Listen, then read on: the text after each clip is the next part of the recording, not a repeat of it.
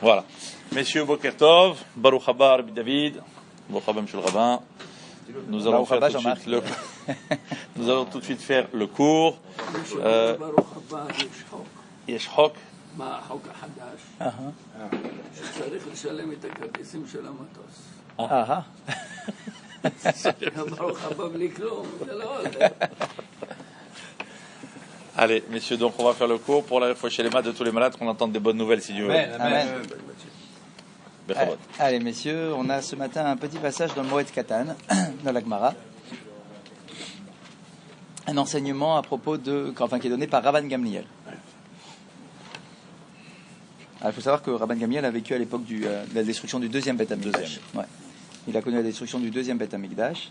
Et bon, c'est pas directement lié à ça, mais voilà l'enseignement qu'il nous donne ce matin.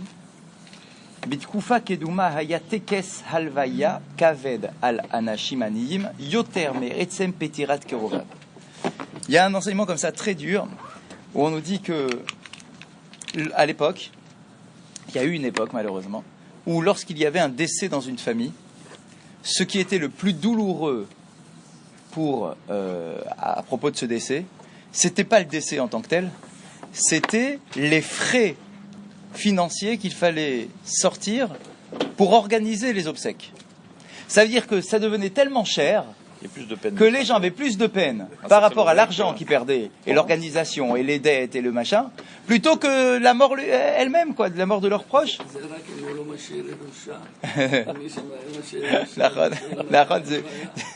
C'est pour ça qu'il a écrit que c'est pour les animes, pour les pauvres, parce que c'est vrai, effectivement, si le défunt il t'a laissé un héritage énorme, alors ça va, mais s'il n'y a même pas d'héritage, et toi maintenant, t'es les enfants, il faut bien que t'enterres ton père. Et comment tu l'enterres? Il n'y a pas de fonds. Il y avait rien. C'était compliqué, quoi. Il y avait, mais c'était compliqué. D'accord, mais ça coûtait tellement cher que les gens avaient plus mal au cœur des frais engagés et de la situation dans laquelle ils étaient que de la mort elle-même. Alors pourquoi? Il faut savoir pourquoi. Okay. Ah ouais? Ouais? Il faisait chez nous. Ouais, bien sûr. C'est la halakha. La halakha nous dit que si, lo alenu, on perd un être cher, et donc on nous dit que si on perd un être cher, qui nous laisse un héritage, ouais. Eh bien, quand tu apprends son décès, tu fais la bracha de Shechianu. Parce que tu as l'héritage. Et pourquoi Shechianu? Eh ben, t'es content d'avoir l'héritage, non? Mais Shechianu, c'est pas je suis content, c'est la première fois que je fais quelque Non, chose. Shechianu, c'est quand je suis content. Shechianu, c'est quoi? C'est que je remercie Akadosh Baruch Hu de me faire vivre cet instant. Je te remercie Akadosh Baruch Hu de me faire vivre cet instant aussi beau, de me permettre d'avoir un héritage. C'est pour ça. Dans n'importe quelle situation, on est content. Non, alors non, c'est cadré, Non, mais sur le fond, mais t'as raison sur le fond. C'est cadré, les Chachamim l'ont cadré. Ouais. Mais il n'empêche que sur le fond de la bracha, c'est quoi? Shechianu vekiyemanu veiganu azanazé. D'accord, c'est pas un truc qui est seulement lié à la première fois de quelque chose. C'est quelque chose. Shechianu, je remercie Akadosh Baruch Hu de me faire vivre et de me faire vivre cet instant-là. Genre, si on n'a pas vu un ami depuis 6 mois, on peut faire... Effectivement. D'accord, et même on dit que si on l'a pas vu depuis un an, c'est Mechaya Ametim. D'accord, parce que si tu l'as pas vu pendant un an, peut-être qu'il était mort, on va savoir. Surtout à l'époque. Hein? Faut vraiment faire la bracha. Ah bah oui, bien sûr, c'est écrit comme ça, je suis très marrant. Et chez Riano, bah oui. quand tu lui serres la main, tu fais la bracha. Ouais, ça se fait, t'es heureux de le voir. Donc, là, ici, on nous dit quoi? Qu'est-ce qu'a dit le Rav? Le Rav dit que si tu as un héritage, tu fais la bracha de Shechianu. Ça veut dire qu'en fait, tu cumules les deux brachot. Tu fais Dagana Emet pour la mort, et tu fais Shechianu pour l'héritage. D'accord? Si on laisse des dettes qui seront faites, on pleure. Ah non. Là, tu fais Dagana Emet avec Kavana.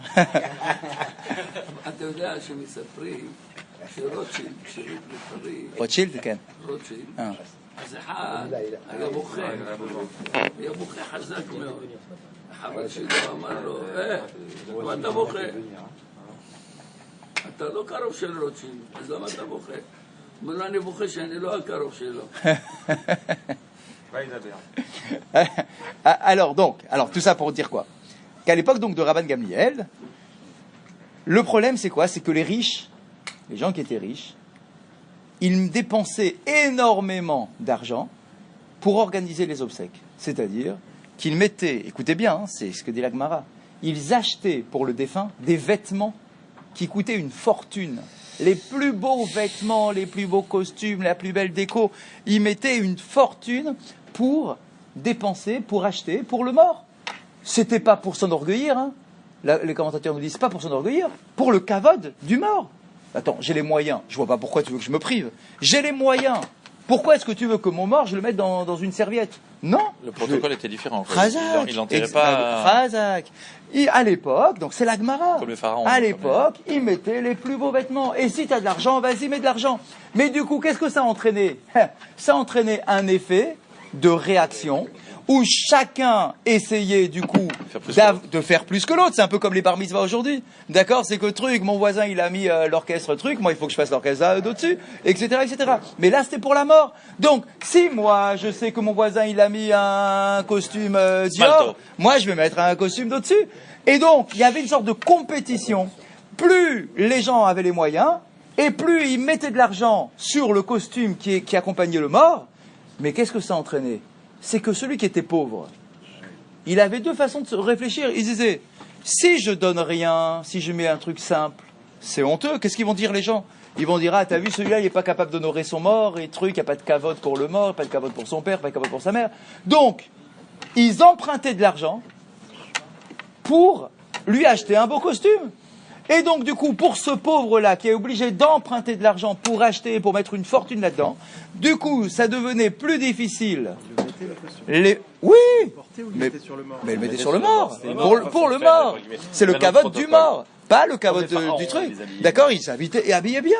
Et donc, du coup, ça a créé comme ça une sorte de gêne profonde dans le peuple, où les gens pauvres, qui n'avaient pas les moyens, se sentaient obligés de faire des crédits, de prendre un crédit pour acheter les vêtements pour le mort, etc., etc. Donc c'était une roue infernale. Et alors, comment s'est sortie cette histoire?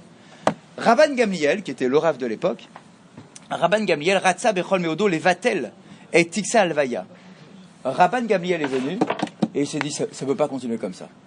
Ça ne peut pas continuer comme ça. Il faut mettre une limite.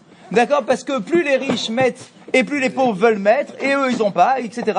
Donc, on s'en sort plus. Écoutez bien ce qu'il a fait. Pour annuler cette façon de faire, Rabban Gamliel, juste avant de mourir, a convoqué tous ses proches. Rabban Gamliel, il faut savoir, il était très riche. Il était très, très riche. Il a convoqué tous ses proches. Et il leur a dit la chose suivante. Je m'apprête à mourir, à quitter ce monde. Je vous ordonne une chose. Lorsque je vais mourir, je vous interdis de me donner des vêtements nobles, de beaux vêtements. Je vous ordonne de m'enterrer que avec un vêtement, une chemise en lin. C'est tout. Avec ça que vous allez m'enterrer. Pourquoi? Pour que tout le monde voit, le peuple, c'est le gars de l'Ador, c'est le grand de la génération. Tout le monde allait venir à son enterrement. Tout le monde allait voir comment est-ce qu'il était enterré. Est-ce qu'il avait un beau vêtement, un beau costume, ou juste un truc en tissu? Eh bien, il a dit, comme ça, tout le monde voit que moi, Rabban Gamliel, alors que je suis riche, on m'enterre juste avec un vêtement en lin pour que ça arrête, que les gens arrêtent de se mettre des beaux costumes et qu'ils fassent tous comme moi et qu'ils mettent juste un vêtement en lin. Et c'est de là que vient le fameux linceul que l'on utilise. Le linceul, ça vient de là. Linceul. Que du lin. Linceul, ça vient de là. Le mot linceul qu'on donne aux morts. D'accord? Ça vient de là. C'est juste un vêtement à l'origine qui était en lin, où il n'y avait rien d'autre. Pas de truc exceptionnel, pas de truc de valeur, etc. Hein? Il a un brevet, bah c'est lui qui a instauré ça. C'est lui qui a instauré ça. Et du coup, c'est de là que vient l'habitude aujourd'hui que nous on connaît, quand on enterre un être cher, d'avoir que un linceul. Ça vient de là. Il y a quelque chose il y a un vêtement d'abord? Bien sûr. Il y a d'abord le vêtement. C'est quoi le vêtement? Rien, c'est une chemise en lin, en tissu. Exactement. Alors il y a différentes coutumes. C'est qui a fourni celle-là? Quoi? Il faut aller l'acheter ou c'est Non, c'est fourni en général par la Chevra Kadisha. Ils ont pas ça. Les Ashkenazis ont ça depuis leur bar mitzvah. On leur offre leur linceul. Leur linceul, ouais. D'accord? Ouais. C'est le cadeau de bar mitzvah. Mais ils le mettent à Kippour. Tous les ans à Kippour. Ils le mettent à Kippour. La baguette chez l'amour. Ils le mettent à Kippour. Ils le mettent à Kippour. Un peu de tolérance. Mais non, mais bon, je sais pas, il faut nous expliquer pourquoi. Ils le mettent à Kippour. Si, parce que comme ça, au moins, tu comprends c'est quoi la vie. Je peux t'assurer qu'on me l'a pas offert à ma bar. Ah! Ah, tu me fais plaisir. Et j'ai jamais entendu une chose pareille. Si, bien Ah, si, sûr. si, moi, J'avais vu une bar mitzvah, pas chez Rabat non plus. Ah, je peux pas dire Rabat. Ah, on parle pas Rabat. On parle D'accord, Ashkenazi. donc en tout cas, il faut savoir que c'est Rabban Gamliel qui a cassé ce truc-là. On apprend de là quoi? Que premièrement, il y a le danger de se laisser entraîner par ce genre de comportement, et deuxièmement, c'est que la grandeur des rabbinim de l'époque, c'est que lorsqu'ils faisaient quelque chose, ça avait une influence sur l'ensemble du peuple. On voyait le gadol qui voulait casser un truc, et qui donc lui-même s'est imposé d'avoir un vêtement que en lin. Du coup, ça a eu une influence, ça a marché, ça a fonctionné, et du coup, tout le monde, après lui, a porté un vêtement en lin, donc pour casser cette mauvaise habitude, pour que tu sois triste pour le mort, et pas pour l'argent que tu dois dépenser autour de l'organisation du... Excusez-moi, donc c'est quoi? C'est comme une djellaba, quand même? Exactement. Alors donc ça dépend des coutumes. Soit c'est juste un grand vêtement, une sorte d'enveloppe comme ça dans laquelle on met, d'accord. Ou sinon, certains ont l'habitude, il y a des Chevra Kadisha où il y a 7 vêtements. D'accord. Ouais, 7. Ça veut dire c'est une chemise, un pantalon, des sortes de chaussons, une cagoule, etc. pour avoir les vêtements par rapport au Kohanim. Enfin, il y a un clin d'œil par rapport. Il y a un clin d'œil par rapport à ça. D'accord. Donc voilà, il y a pas mal de. Après, c'est des coutumes. Bah, ça dépend vraiment. Ça dépend de la Chevra Kadisha. Mahama. Tunique. Le rabbi dit une tunique. Une tunique. כמו הצוואר של הסינים, מאיפה הם לוקחים? בלי צווארון, הם שרוולים רחבים. נכון. כמו של החסידים. נכון. D'accord, donc un vêtement comme ça, très simple. Tout le corps? Oui, bien sûr, tout le corps. Tout le corps. Halakha du jour. Bien sûr. Ah, c'est ça aujourd'hui. C'est ça le linceul. Non, c'est pas là. Le linceul aujourd'hui, c'est ça. Sans rien du tout, juste le talit. Ah non, c'est faux. Non, il y a d'abord le linceul et ensuite le talit, il enveloppe au-dessus. Là, seul. Qu'on les laissait nus. Non, ils sont pas nus. Gabriel, Non, Rabban après, ils sont Gabriel, pas nus, tu vois. ils sont habillés. Shalosh Pesiot. Alors, on est toujours dans la halachot sur le Kaddish. On nous dit, Katav HaShulchan Aruch, Kesheshel Yar Tzibur Mesayem et Kaddish, Posea Shalosh Pesiot Lachorav. Lorsque le Chazan termine son Kaddish, il fait 3 pas en arrière. Ve'achachach Omer Ose Shalom Ibromav. D'accord, donc soit en même temps, soit après, il dit donc la phrase de Ose Shalom. Yesh mi poske ben Sfarad, shekatvu bedat HaShulchan Aruch. שדין זה של יחד ציבור צריך לפסוע 3 פסיות לאחוריו בסיום הקדיש, היינו רק בסיום קדיש תתקבל, לאחר חזרת תפילת בקול רם. Certains nous disent que c'est que le chazan, lorsqu'il finit après la Hamida, et qu'il fait son kadish titkabal, et que là il y a Osé Shalom, certains disent que c'est que à cet endroit-là qu'on fait 3 pas en arrière au kadish. Atam, basé, כיוון שלאחר חזרת התפילה לא פסע שליח ציבור 3 פסיות לאחוריו, על כן אתה בסוף קדיש תתקבל פוסע לאחוריו. Et c'est très intéressant. Pourquoi il fait 3 pas en arrière, le chazan? Pourquoi on dit, ah attention, c'est le chazan, et pour le kadish titkabal? Pourquoi? Ben en fait c'est tout bête. Quand le chazan il a fait la chazara, à la fin de sa chazara, lui le chazan, il n'a pas fait les 3 pas en arrière. Puisqu'on ne dit pas le Elokai, le chazan il ne fait pas Elokai, il ne dit pas Osé Shalom, le chazan. Nous, quand on fait notre amida, on fait 3 pas en arrière. Mais le chazan, lui, il va pas jusque-là, il s'arrête avant.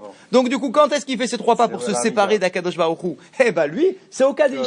Donc du coup, d'après cette chita-là, on comprend très bien pourquoi est-ce que c'est le chazan et uniquement le chazan qui doit faire 3 pas en arrière. C'est pour finalement terminer sa amida. En réalité, c'est la fin de la amida qu'il fait en faisant 3 pas.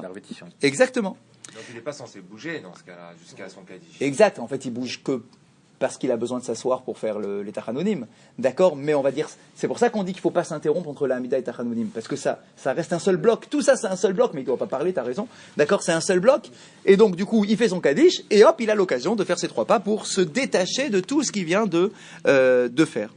Et donc quand il n'y a pas Tachanoun, le kadish qui finit, c'est celui d'après au Bal Tzion. C'est toujours celui-là, c'est celui-là, le Kaddish Titkabal. Hein. Le Kaddish qui est après le Hachrei. Ah, c'est pas le Kaddish. C'est pas le Khatsi Kaddish. Exact. On parle pas du Khatsi Kaddish. Parce qu'il n'y a pas Osé Shalom dans le Khatsi Kaddish. C'est que pour le Kaddish Titkabal. Mais lui, quand il a fait sa Hamida, oui, bien sûr. il a fait ses 3 pas. Il a fait ses 3 pas quand il a fait l'Amida. Mais pour maintenant, la il fait une Chazara. Pour la Chazara, donc, il a a pas refait une nouvelle Amida. Ou dans laquelle il a. Eh ben non, il n'a pas, parce qu'il va pas jusqu'à Osé Shalom. Il va pas le Elokai. Et non. Non, ça c'est quand il l'a fait. Je parle bien évidemment d'un cas avec Chazara. C'est pour ça que nous on est Pour sortir du problème. Pour sortir de ce problème-là, messieurs. On n'est pas concernés. Voilà. Oulam. On n'a pas l'habitude. Donc, Oulam, cependant, Bishar Akadishim Anishrim Belo Leachar Chazat Atfila, En Zarir Lefsoa Shalosh Pesiot Lechorav. Et donc, du coup, si on est cohérent avec ce qu'on vient de dire, ça signifie que pour les autres Kaddish, dans lesquels il y a quand même Osé Shalom, eh bien, tu fais pas 3 pas en arrière, puisque si d'après cette chita-là, c'est que pour finir sa Hamida, donc ça ne marche que pour le Kaddish Titkabal du Chazan, mais pour les autres Kaddishim, dans lesquels il y a quand même Osé Shalom, du coup, il n'y a pas besoin de faire les 3 pas en arrière.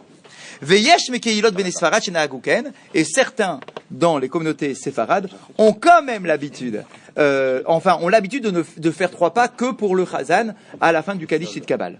Omnam, yesh poskim, shekadvu, she'en lechalek bazé, ou bechol akadishim anemrim tzarich sheliar tzibur, lifsoa shalosh pesiot leachorav. Certains sont pas d'accord avec ça et considèrent que quel que soit le kaddish, s'il y a un Osé Shalom, tu dois faire le 3 pas en arrière. Et c'est en général ce qu'on voit, regardez, Razak, c'est en général ce qu'on voit, même le kaddish des endeuillés. D'accord, ils arrivent à Osé Shalom, ils font les 3 pas en arrière. Pourtant, ça n'a rien à voir avec la Hamida, leur kaddish à eux. D'accord, donc en fait, on voit, donc c'est très intéressant, hein, de voir que d'après le Shulchan Aruch, ça devrait être que le Chazan après le Titkabal, alors que finalement beaucoup d'autres poskim considèrent que non, à chaque fois que tu as un kaddish au Shalom, tu fais les 3 pas en arrière. Donc c'est intéressant de voir un peu l'origine de ce qu'on fait. En général, on fait 3 pas à chaque fois. Nous, en tout cas, dans la plupart des communautés, on fait les 3 pas même dès qu'on fait un kaddish au Shalom. Ouais, exactement. Chazak ou Baruch, Rabbi Hanania. Avec le Kaddish, ça a un rapport avec la fin de la Hamida. D'après la Shita du Shulchan Aruch, oui. D'après l'autre, c'est Osé Shalom. Donc du coup, à chaque fois que tu fais un Osé Shalom, hop, tu te sépares d'un kaddish. Dans le Kaddish, je peux faire tous les. Rabbi Hanania, quelqu'un besoin d'un kaddish? Non. Rabbi Hanania, Ben Akasha Omer, Ratzak Baruch Hu L'Israël L'Israël